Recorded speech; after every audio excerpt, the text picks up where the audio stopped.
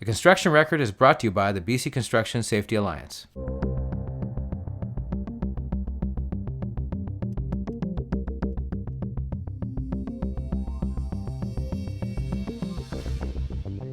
Hi, everyone. Welcome back to another episode of The Construction Record. And as always, or mostly as always, I'm joined by my two friends and coworkers. I have Warren Frey, digital mediator. Yep. Mm-hmm. And Vince Versace, National Managing Editor, Daily Commercial News, and Journal of Commerce.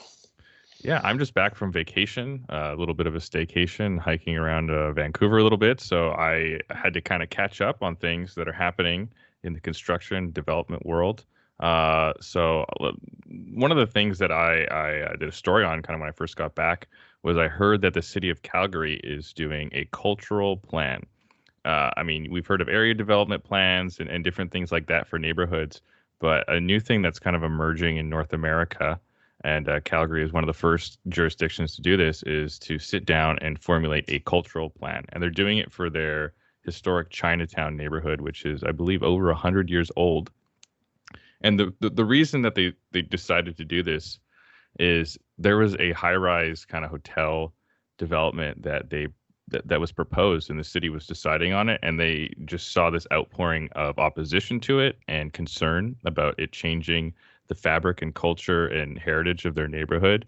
And that was a real red flag to them that this is something that they needed to address going forward as the city grows, that they need to sit down and really think about how altering the built environment and altering different things can impact, a cultural area and a historic neighborhood. And so it's a multi-year plan. They've hired a consultant on from Vancouver because this has never been done in Calgary before, and it's been done in very, very few jurisdictions. And they even talked about how they saw in Vancouver with the 105 Kiefer Street development in their Chinatown and in Victoria as well. There were issues with development, and people were very unhappy, and they wanted to avoid stuff like that. And so, they're in the first phase right now. And so they have worked with the University of Calgary to research the history. First, they just want to get kind of a foundation of what is the history of this historic neighborhood and what are some of the stories that have happened here, the historic places, the historic people. And so they've published a paper on it. And they're conducting interviews with stakeholders, and they formed a 25-person kind of advisory panel of people who are prominent community leaders and people who are advocates for the neighborhood. And then right now they're conducting a citywide survey because they say, this is also a huge tourist draw, and a lot of people visit it. So we want everyone else, maybe if you don't live or work in Chinatown, it also impacts you because it impacts the entire city. And so they're doing a survey right now. And this will also help inform their area plan for their area kind of development plan, which they last did in the 1980s. And they need to update it. And before they do that, they want to complete this because it's going to inform it. So it's what the future of neighborhood development could be. So it's really cool to see Calgary kind of go out on a limb here and be one of the first jurisdictions to try this. I'm kind of surprised Vancouver hasn't, because Asian people, specifically Chinese, but otherwise too, have been here for the better part of 200 years. So why? It's been informally a thing that's been a thing here, but this is one of the biggest Chinatowns in North America. So it's and the kind of weird that they Calgary hired takes the lead Vancouver based. Yeah. But it's just kind of surprising that there hasn't been, it took Calgary to do this to really notice it. Right. And Vancouver's no stranger to people being unhappy with development in their neighborhood and it altering their neighborhood, right? Mm-hmm. So it's not like it's an issue that hasn't come up in cities like Vancouver, and I expect it to pop up in a lot of other historic neighborhoods in Canada. So it's something that cities might want to start thinking about now rather than later. Oh, for sure. Like I think of Toronto and its quote unquote historic ethnic neighborhoods. Mm-hmm. So many of them now have lost that flavor of what that original ethnic cultural impact was to that area. You see it more in the homes that are around those neighborhoods that probably haven't been gentrified as much. And but the actual kind of commercial areas, like I think about Toronto's Chinatown, if you walk it, sometimes you don't really get a sense you're in a Chinatown. Same thing with Little Italy. Speaking as an Italian Canadian, you don't really get the sense of the flavor anymore culturally, and that's been an area that Italians have occupied going on close to a century in Toronto, Italians and Portuguese. So it's interesting. I think that's pretty cool. It'll be interesting to see how that works out. It'll be interesting to see how the industry kind of relates to that type of planning too, right? Does it appeal to certain types of firms? Pardon? Yeah, no, go ahead. Yeah, well, the city even mentioned that they said we don't want to do what they call design and defend, which is what is kind of the traditional way to do it, whereas you go kind of, not secretly, but kind of on your own, you go and design something, a project or something, and then you unveil it, and then people respond to it, and then you defend it. And rather than repeat that process over and over, they would rather have a cultural plan in place. So before people sit down and start designing these projects, they already know what the expectation could be. So yeah, this is going to be several years. So it's something we're going to be trying to keep track of and give updates on. And it could be an example for other cities. And it looks like Calgary's decided to blaze the trail for it. So it's really cool to see. Good stuff. I think, Warren, you got a lot of stuff going on. Procore has been doing a lot of webinars, as it were, because we're all still stuck in demi lockdown. We certainly can't have a bunch of people at a conference, or nobody's trying anyway. What they did is they did a thing called Leading Change Through Innovation, and it was held a couple days ago. And they had Multiplex Canada President and Managing Director Terry Olenek, I hope I got his name right, Reliance Construction Group's Principal Brian Kaplan, and Boxdale Construction President and Canadian Construction Association Chair John Boxdale.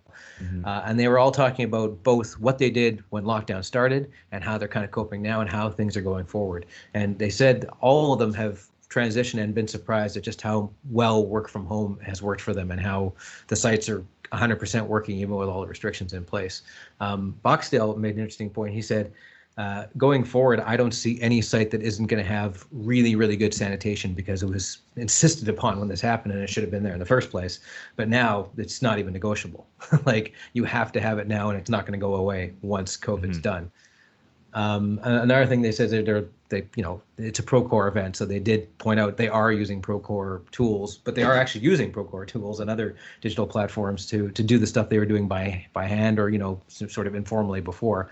So that's interesting. Another thing they talked about, Boxdale pointed out that you're gonna have to redesign offices, so you're gonna have bigger work areas but fewer workers, but that might actually work out to being the same amount of square space as it was before. It's just less people. So you may not actually need to build a bigger or smaller building. It might be the same size, but you just reconfigure it inside. So which I thought was interesting, that they were talking about stuff like that. And another thing they made a really big point about was that, not to make Canada great again, but they said we have to get a control of our supply chains, because guys are ordering equipment 2 years ahead of the game just because it may not be there. Like, that factory may have shut down due to COVID, right? Or it might be shut down right now, so we can't get an order. So the uncertainty. Yeah, they want to get those orders in. They want it's more sustainable anyway if it's from here and not being shipped across the ocean, and B, it's just better for business if they have access stuff that's accessible right away. So they said this is going to change supply chain. Another thing they said is, I think it was Kaplan said that you're going to see a lot more Amazon type distribution centers built, both for consumer stuff and for data. But that's something that you're going to see a lot more of those kind of facilities made sort of direct to consumer, as opposed to this big supply chain business to business thing you got now. It's going to be more, what can we get to people, because they're going to be in their homes. Well, I think when people talk about, trade enabling infrastructure, that's going to be added onto that. When people just use that phrase, we usually think of like roads and ports and rail, but I think, data centers and, fulfillment centers, that's going to be part of, a pillar of our, trade infrastructure. Yeah, I think. Definitely. And it was already headed that direction anyway. Like, a lot of people just ordering Amazon as opposed to going to the store. That was all. This just pushed the trends forward. But that was basically what they talked about all these things that are gonna change, and how. Another thing, they're all more or less. I think Kaplan, Warren, and Bale's convinced there's going to be a second wave. So they're like, well, our main thing is, are we prepared to keep everybody safe? And it might be a small wave in our office, or it might be a wave where the government says, everybody back in your homes. Either way, we got to be ready for it. We weren't ready before, like nobody was, but now we are. So So a succession plan of a sort. Exactly. And the timing of that second plan is interesting. It's been coming up in some of the discussions I've had this week with stakeholders. Is, construction tends to start wrapping up at some point here in Canada mid-fall, right? And then you got a lot of interior work. Yeah, you still have outdoor work, but it's the interior work that kind of takes hold sometimes. And the timing of when this all started with us was before the construction season kind of kicked into gear, and then everybody had to adjust on the fly. And what do they do then? Because it's going to be a natural lull in building anyways, right? I'm working on a story that hasn't quite come to fruition yet, but it's all about working in Nunavut, where a guy was having a hell of a time getting stuff built because people had to go up there and isolate for 2 weeks. But you've got a tiny window in which to build in Nunavut. Like, after a certain amount of time, you can't build anything because of tundra. So it softens for 2 months out of the year, something like that. So you've got X amount of time, and all these new restrictions make it a lot tougher. On the other hand, you can't be reckless either. So. And it's cool in your discussion. It made me think about the supply chains. Remember a couple episodes ago, we had Barry LePatner from that New York construction law firm. He's kind of like a U.S. construction reform guru. We had him as a keynote featured interview, and he talked about in specific supply chains and how we have to kind of take ownership, as in we, meaning the industry, the Canadian construction industry, has to really start rethinking how they get stuff supplied locally and rebuilding that internally, because it just doesn't work anymore to try looking afar, because it's been easier to look for the bottom line, as Barry said, around the globe compared to how much it costs to get stuff shipped within Canada. But that, you know what I mean? Obviously, it's front of mind for the industry based on what you were saying too, right? And nobody was talking about this, but you got to think that politically, Canada, bizarrely, has always had interprovincial tariffs, which I've never understood. And you've got to think that that's going to have to change at some point if they want streamlined supply chains throughout the country. Yeah, there's definitely been some major BC Alberta trade spats in the past few years, for sure. I want my Alberta wine. No, I don't. But yeah, fairly recent, but true. So what's going on the East Coast, Vince? East Coast. Well, it's interesting with here, with the Ford government provincially has been making some announcements around transit and transit funding, and RFPs being issued for Scarborough subway tunneling work. That's kind of a big deal. The RFP being released on that. The industry right now, what we're getting a lot of is people making submissions to the province, to the provincial government. This made me think of maybe we should look at what's happening on the BC side. Making submissions to the government around relief, aid, or assistance for contractors. Because now that they've been back working because of the slowdown, some of them might be facing some crunches in their construction contracts themselves, and possibly maybe facing penalties of some kind, or may need assistance to kind of bridge that gap financially of what happened. And so we've known of about 4 different depositions that have been made over the last week to the province from whether they've been trade or GC or organizations. So it's kind of the politics business side of everything we've been covering since March is kind of starting to take root here, because you have small to medium-sized firms that are starting to feel it just a little bit, right? That shut down. And so that's been kind of one of the big things that's been going on, are these submissions to the province and working on that. One of the things we've been seeing here locally with the local construction associations and sector associations have been them kind of organizing themselves around teleconferencing and virtual panels and conferences and outreach. We're seeing a lot more invitations coming our way around that, but also a lot of them kind of mobilizing themselves to kind of still continue their business as associations and provide benefits to their members and the industry. And that's kind of a big thing that we've kind of noticed as well. Have you guys been seeing that a bit more on your end? Like, we have a big one, Warren, that you're working on as far as a virtual presentation. Well, right? Yeah, the VRCA is going to be doing, anyway, talking about on Friday. They're not doing the awards this year, but they're going to do a showcase of all the nominees so that they can still kind of give credit where credit is due. Like, they don't think it's feasible to do like the big awards ceremony that they've done forever, just because of social distancing and everything else. But what they can do is they can go, hey, these are the nominees that our judges thought were great, and here's the stuff we're doing online with them. Yeah, and I think I talked about this a few pods back, but I know the ICBA, one of the major associations in BC, they've been doing summer site tours And so rather than having all their members gather in one place for, the various events during the year, awards and golf tournaments and this and that, they said, we're going to have, a small, pair or single person come to you and kind of make those connections with, the members. And a lot of the other associations have been kind of reorganizing their regular schedule of events, which revolve around, as we all know, like a series of large gatherings often and social events so the community can come together and share knowledge and network and get to know each other. And you can't really do that traditionally now, but I think BC has been very good about very quickly shifting to a lot of those kind of panels and networking events to online, and then trying to innovate like ICBA is doing by coming to their members in socially distant ways to tour sites and blast it out on Instagram and social media and Twitter. Right. And you use the word there, innovation, to use it as the segue to our feature interview. And something that we've been doing here with the podcast, people may have noticed over the last few weeks, we've had this arc of feature interviewed guests. And they've all been kind of innovators in construction or kind of trailblazers in their own little pocket of construction around the product they've brought to the industry or innovated with. And we've been kind of building these interviews to the future, to point to the future to our listeners. We will have a special podcast coming out next Friday that's basically about industry innovations. And it's going to have some of the featured highlights from some of these past interviews over the last few weeks. And also that podcast will help support both the DCN and JOC's industry innovation features, which will be coming out next Friday as well.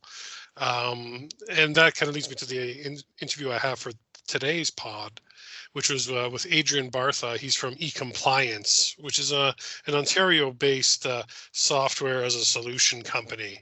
They're basically a safety software provider for frontline workers.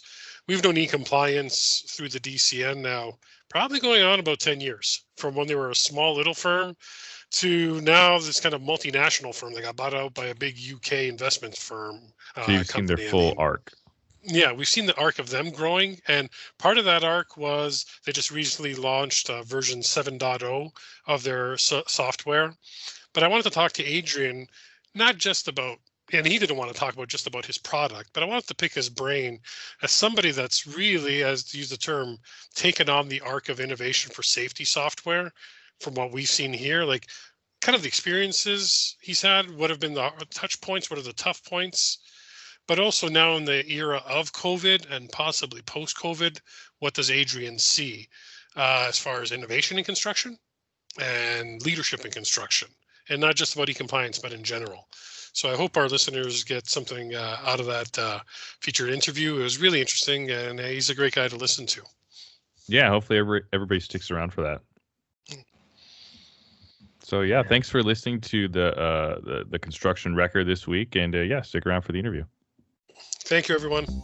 This feature interview is brought to you by the Ontario Sewer and Water Main Construction Association, Ontario's champion for sustainable and safe water and sewer infrastructure.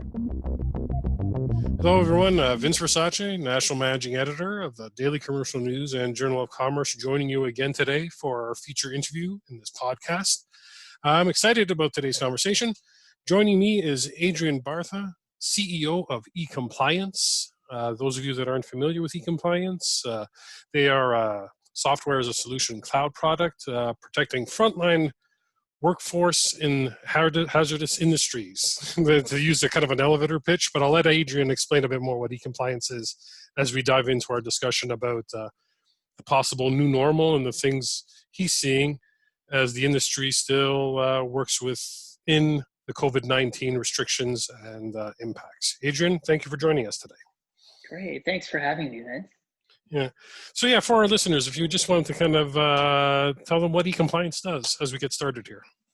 Yeah, in a nutshell, what we have is software that helps boost safety participation on the front lines of the workforce and helps bring valuable data and insights back to safety leaders and the executive teams of organizations in the construction industry, energy and utilities industries. So really what we're trying to do is use software to help protect the people on the front lines and help the business push forward in an easier fashion with safety. So that's what we've been up to since we launched early in 2013. And that's one of the reasons why I wanted to talk to you. We've been familiar with eCompliance for a while now through the daily commercial news. And it's about that question of safety and frontline safety as well. I know it's been posed to us by some industry leaders, like, what are we hearing about what's being done or what can help? What have you been seeing from your point of view and your interaction within the industry around safety, or maybe requests that have been coming your way for insight? Yeah, well, especially for COVID-19, I think we've gone through a few different waves of reacting and trying to get ahead of this as much as possible. And to put it into context, we support over 400 different organizations representing about almost 400,000 people across the US and Canada. And about 200 of them, or about half of them, is construction, one way or another. And what we've been hearing and seeing through what our clients are doing and using our app every day, and just through conversations, catching up with them, is there is a very big shift from just trying to protect the workforces in the early days of the pandemic to operationalizing the controls for COVID-19 throughout their organization. So a little bit less of kind of the panic response week to week to week and everything's changing. Now it's getting more into how do we ensure that we're protecting our workforces with every job, every task, every role in our organization as just part of the normal course, because we don't know how long this is going to go on. So it's been an interesting shift in the last couple of months from, hey, reaction, what do I do? Every day it changes to something that's a little bit more, how do we make this just part of how we operate day to day, which has been a real paradigm shift in the last couple of months. But a lot of the companies we support that we work with are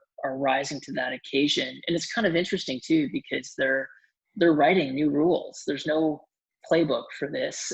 So there's a lot of creativity and involvement from the front lines in many organizations in redefining how they do safety entirely, which is actually kind of cool. Yeah, and that's we've always heard these studies and references that construction, which technically it is a laggard when it comes to general innovation and incorporating new technologies and softwares and whatnot. But I've really, since March, since the pandemic took hold, it's been interesting to see from our vantage point as the journalists that cover the industry, how companies have been innovating to ensure safety on site. We start to see photos and ideas being shared on Twitter and social media. It's like, when it comes to the safety of their workers, companies can innovate pretty quickly and try to throw a lot of things up on the wall and see what sticks. Absolutely. It's interesting because I think construction historically got a bad rap with adopting new innovations. But in defense of the industry, I think a lot of the products that people thought would be super innovative years ago just weren't ready or weren't built for construction. And now you're starting to see products built for and by the industry. And I think the products are better for engaging the industry and people in the industry. And with better products, you get better adoption. So I really put it on the firms that are coming up with the products. It's up to them to come up with something that is exciting and valuable, and we're starting to see that, which is really exciting, and the industry's picking it up. I think there is a general shift to digitization for key business processes across the construction industry, and the pandemic has forced a lot of organizations to accelerate some of their digital plans that they might have thought would have taken 12 months or 2 years to really speed up in a number of weeks. And for many of the organizations we work with, they were already on that path, but they just had to go faster at it. But one of the interesting things that I think does get overlooked often is it's not just digitizing stuff. Digitizing stuff doesn't necessarily make it better. It's the exploring the processes, the business processes that are implicit in all this stuff. So we've seen a lot of organizations strengthen their business process and how they communicate certain things because they have to in order to make it digital, in order to work in a more remote fashion. So that's been an interesting thing as businesses question some of the the old assumptions of how they used to operate and reevaluate all those processes. Because getting those processes right means you can do digital right, but if you don't get the processes right across the company, you're not don't have conviction on them, it's hard to go digital 100%. Well, completely. Like related to construction, but not directly. Like the publication you're familiar with, the Daily Commercial News. Like we had to speed up our evolution to a fully digital newspaper. It was in the cards. It was in the plans for 2021. Pandemic hits. We had done already our due diligence through the Journal of Commerce, our sister paper in BC, about how to do it. But the DCN being a bit bigger, we had to make sure we realized and prepared for any like hiccups to realize the efficiencies we hoped we would achieve as a daily paper going digital. And it was interesting us doing that in the middle of this, the reaction from the industry to it was like, oh my God, you moved to digital in the middle of this. How? Right? And it's like, well, we didn't do it on a dime. We've been planning, it was in the cards, but it was going to happen next year. But we decided to do it now to realize the efficiencies now because we have new pressures we had never recognized before. So that's kind of helped us in talking to folks like you and those in the industry. It's like that was us dealing with the pandemic pressures from a journalistic point of view, a publishing point of view, right? So we could kind of appreciate some of the stress that some of these firms are taking on and trying to realize that digital, and like you're saying, not just digitizing everything, but a true revolutionary new future, right? Absolutely. Because for a lot of firms that want to, construction firms that want to keep growing and for especially for some family owned businesses that want to keep pushing it to the next level and build that next generation of leadership in their businesses, all the process and all the kind of boring stuff that most people would kind of assume is given or just kind of appears out of nowhere, that stuff becomes so important for the scalability of a lot of companies and for them to get bigger jobs or more jobs or so on. So it's been really interesting to see that journey over the last little while. But certainly the firms that were already on that path had a little bit of an easier time than others. Although I would say for the most part, I mean, the industry is really risen to the occasion. For a lot of folks on the front line doing what they're doing, building our province and our country day to day, many of their jobs have changed too, but just in a very different way. So it's interesting seeing this juxtaposition between us folks that are usually in an office and our hands aren't as dirty, so to speak, than the folks doing the building, right? The hard work out there. So both face challenges, just different types of challenges. Sure. And for yourself, for eCompliance, during this time since March, we'll say, since the pandemic kind of took hold, you already have announced kind of these evolutions or new releases or new innovations, but those were already at play, right? They were already in play, I mean, as it concerns, let's say, like Field ID 4.0. Yeah, that's right. We put out in the last couple of weeks a new version of Field ID, which is an asset or equipment tracking software on your phone, and a new version of eCompliance, which is more of the traditional health and safety aspects of inspections and hazard IDs and incident reporting and so on. And those were already in the works. And we had a decision, like a lot of businesses, we had a decision. Do we lay off people? Do we stop certain projects or whatever? And for better or worse, I would argue for better, we actually accelerated a lot of these projects. We were actually able to hire a few more software engineers than we would have otherwise, and got these projects done on plan, which was great.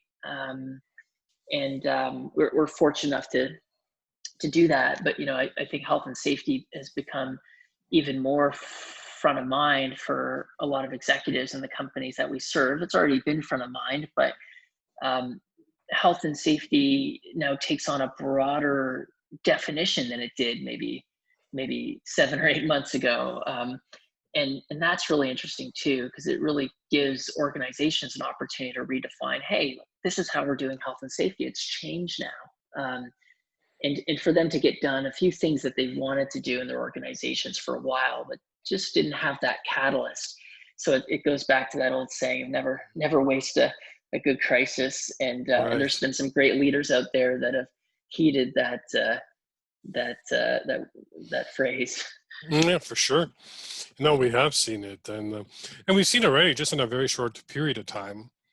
A lot of, as I mentioned a little earlier, throwing stuff up against the wall and seeing what sticks, right? Because we've checked back with some firms that showed us their early kind of health and safety protocols that they're doing on site as far as moving people on site, directional walkways, arrows, hand washing stands. And, sometimes it just takes a while for some of that stuff to get adopted or be taken seriously. And I think that's one of the challenges the leaders in this industry on health and safety face. Because some guys are used to, I'm going to use the term guys as generically, Sure. are used to building the way they build. They act the way they act on site. I'm going to get my stuff done, right? No way COVID can get me here, as we hear from some people when we talk to them. Yeah. And kind of bridging that gap is quite the challenge, I would think. Well, it really is, but it's like many things in our society. I guess it really comes down to what you tolerate and what you accept, right? In your organization, and this is probably no better time to rewrite certain rules, or maybe that's too bold a statement, but because there might be 25% of a work site that might be feeling like they want to do safety like it was done in 1995, and then you've got 50% of people that are completely good with following what the supers and foremans are up to, and you have 25% that are looking at each other. They don't know, and they're just going to follow whatever the next guy does, right? And so I think we just have to keep tipping things in the direction that we want them to be with how we build safely and operate budgets on time, on budget, safely, that these things don't come at the expense of each other. They actually reinforce each other. And I think that's just something a lot of organizations have been already pushing for quite a while. It's just that now we have another risk to contend with. One of our clients that creates and distributes drywall, one of the large drywall distributors, they just had one key step of their process that completely changed when they do the handoffs with clients, with customers, when they kind of pick up their product or they deliver product, and they're like, well, when we're delivering product, we now have to wear a mask, or we have to leave it in a certain space for a number of hours, or wear gloves. But if we do that one thing, we're not just protecting our people, we're showing our clients that we're professional. And that we're consistent. And if we're consistent with this, we're consistent with everything else. And I think tying it back to a bigger story about whatever your firm is about, whatever your construction firm is about, I think that really helps some of these folks understand it. So it's not just new rules or new expectations. It's tied to something that's bigger. So that's what we've seen be effective in telling that story with the front lines. Perfect. So how do you see eCompliance's role kind of moving forward? Because there is no timeline to when this new normal is going to end. Do you have anything else in the works that's maybe COVID related specific, or are you going to tailor anything that you have right now a bit more to help support some of your clients kind of going forward as the construction season, continues throughout the summer and early fall before winter? Yeah, it's a great question. I mean, early on, we developed an e-learning course so that the frontline personnel could be educated on COVID, and so that's done well, and that's free to any of our customers to use. But I think going forward, what we're trying to do is just ensure that our app that's used on the front lines by all these people is flexible. And not to be not to write the code or build it so that it's set in stone, but to ensure that organizations can respond to COVID and encourage the right behaviors in their workforce in different ways with our app. So some organizations might be more heavy-handed with certain things by their nature of what they do. We have some food and retail clients, which might be very different than certain construction sites with very small crews in remote areas, right? So Mm-hmm. we're trying to build in the flexibility so that organizations can be creative and do what they want to do, because we know it's going to change and it's going to evolve. And that flexibility in allowing for the creativity of these safety and EHS leaders to do what they want to do is really going to be, I think, our saving grace. Because something tells me that the ultimate rules won't come down from the Mm-hmm. sky, and you can't paint anyone with a broad brush. So we want to give people the flexibility to do what they need to protect their workforces in our app and make it easy. And if we do that, we feel that, that we can't do no harm for sure, and we could support just good controls for COVID or whatever comes next in the workforces. All right, well, that's perfect. I think it's a perfect note to end on. If people want to find out more information about eCompliance, you can go to eCompliance.com. There's all kinds of information there about everything that Adrian and his team do. I'm not paid to say this, but in our green room chat, as I call it, when Adrian and I were talking before the interview, I was recalling the fact that maybe about 8-9 years ago, I remember coming to the offices there for our first kind of in-person meeting a long time ago. And it's been interesting to see eCompliance move in the construction space and what it does well, and innovate and respond. So if you want to learn more, definitely go to eCompliance.com. With that, Adrian, anything else before we go? No, just to keep safe, keep an open mind, and I look forward to chatting with many of you soon in the months to come. Thank you for having us, Vince. Really appreciate it. No, I appreciate Adrian as always. Thank you so much. This episode of The Construction Record is brought to you by the Greater Toronto Sewer and Water Main Contractors Association. Clean water, our goal, our future.